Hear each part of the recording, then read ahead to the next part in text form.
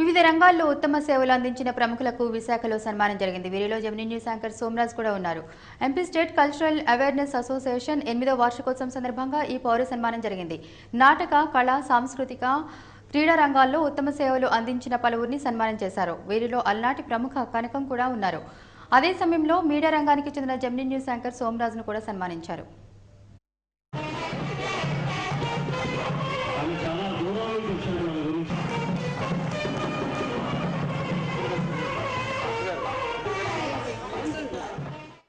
ఈ best citizen award తీసుకోవడం చాలా సంతోషకరంగా ఉంది. అయితే జెమినీ టీవీ న్యూస్ యాంకర్గా ఈ అవార్డు తీసుకోవడం మరింత ఆనందాన్ని కలిగించింది. అయితే మన జెమినీ టీవీ ఎండి కిరణ్ సార్కి, అలాగే మా ప్రిన్సిపల్ ఎడిటర్ సాయి గారికి కూడా నేను ధన్యవాదాలు తెలియజేస్తున్నాను.